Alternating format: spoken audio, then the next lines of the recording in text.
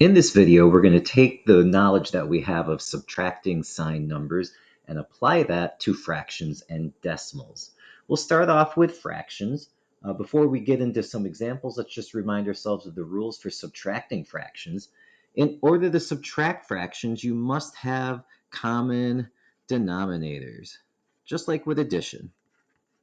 You need to have common denominators in order to subtract fractions.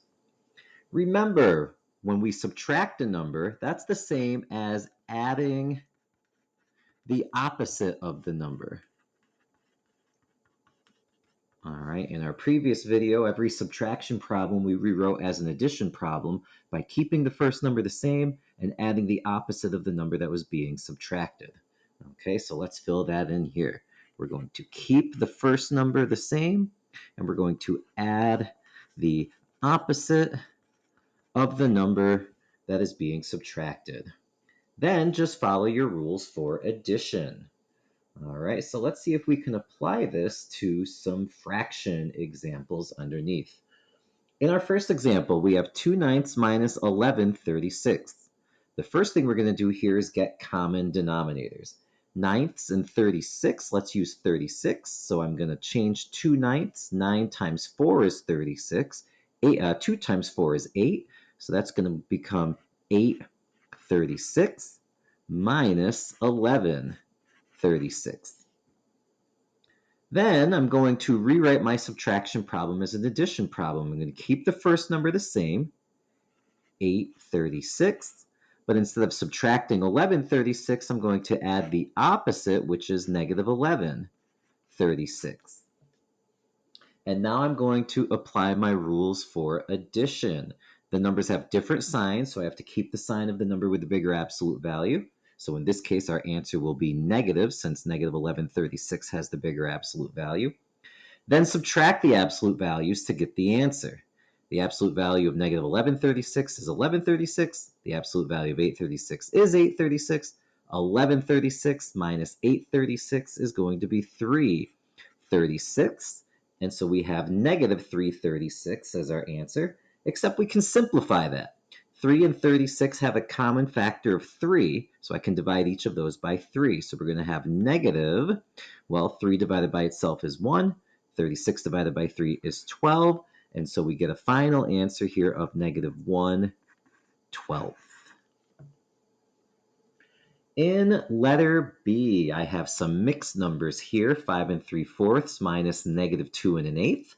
First thing I'm going to do is change them into mixed numbers. Into single fractions. So 5 3/4, 4 times 5 is 20, plus 3, this is 23/4, minus negative 8 times 2 is 16, plus 1 is 17/8. Now I'm going to get common denominators, fourths and eighths. We can use eighths. 4 times 2 is 8, and 23 times 2 is 46. So we have 46/8 minus negative 17/8. And now I'm going to change this into an addition problem. Keep 46/8 the same and add the opposite of negative 17/8, which is positive 17/8.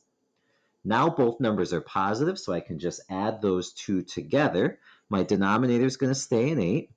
But if I do 46 plus 17, I'm going to end up with 63. All right, so we have 63/8. That answer is in simplest form. However, you may feel like you want to change that into a mixed number. Totally fine with that. 8 goes into 63 7 times.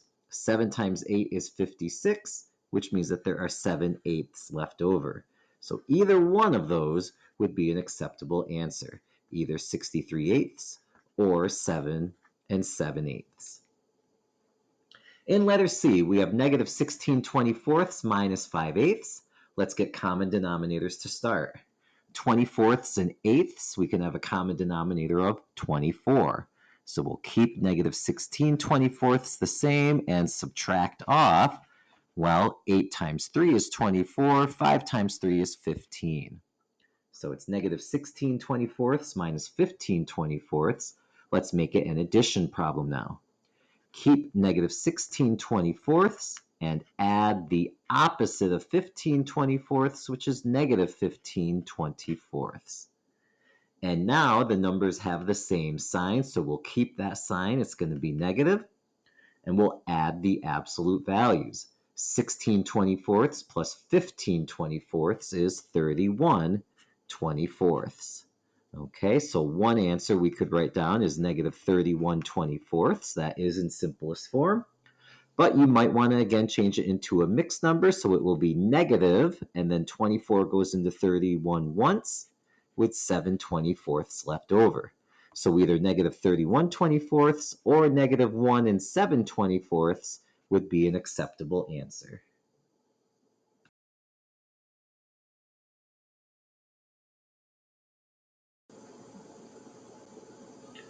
Now that we've practiced subtracting signed fractions, let's practice subtracting signed decimals. Before we do that, let's review a few things. Okay, again, we're going to change the subtraction into an addition problem first. All right, keep that first number the same, add the opposite of the second number. When we're subtracting decimals, we have to line up the decimal places. That way, all of the place values will correctly get subtracted. When subtracting decimals, we fill in any empty decimal places with a 0. And with a subtraction problem, we write the number with the greater absolute value on top. Greater absolute value goes on top. So let's apply that to a few examples underneath. All right, in letter A, 18 and 72/100 minus 57 and 4/10. Let's make it an addition problem first. Keep 18 and 72/100 and add the opposite of 57 and 4/10, which is negative 57 and 4/10. Okay, now I use my addition rules. The numbers have different signs, so I'll keep the sign of the number with the bigger absolute value, which in this case would be the negative number. So I know my answer is going to be negative. And now to figure out what the final answer will be, I'm going to subtract the absolute values. The absolute value of negative 57 and 4/10 is 57 and 4/10. The absolute value of 18 and 72/100 is 18 and 72/100. And I'm going to subtract these. Put a 0 above that 2. 0 minus 2, we're going to change the 0 into a 10 by borrowing from the 4 to make it a 3. 10 minus 2 is 8. 3 minus 7, again, we're going to borrow, so the 3 is going to become a 13, and this 7 is going to become a 6. 13 minus 7 is 6. Bring your decimal point straight down. And now 6 minus 8, again, we're going to borrow. We're going to make 6 a 16. The 5 becomes a 4. 16 minus 8 is 8. 4 minus 1 is 3. And now I know the answer to this subtraction problem is going to be negative 38 and 68/100. In letter B, negative 4 and 38/100 minus 92/100, make it an addition problem first. Keep the first number, negative 4 and 38/100, add the opposite of 92/100, which is negative 92/100, and now use your addition rules. The numbers have the same signs, they're both negative, so I know my answer is negative. And now add their absolute values. 4 and 38/100, 92/100, those are the two absolute values that we will add.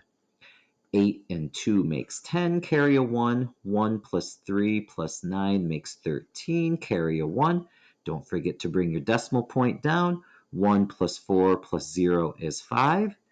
And we technically don't need that 0 at the end, so we can say that our answer here is going to be negative 5 and 3/10.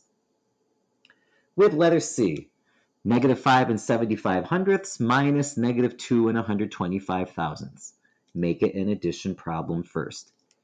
Keep negative 5 and 75/100 the same and add the opposite of negative 2 and 125,000. So we're going to add positive 2 and 125,000. Now use your addition rules. Different signs, so we keep the sign of the number with the bigger absolute value, which in this case is our negative number, so we're going to have a negative answer again. And now subtract the absolute values.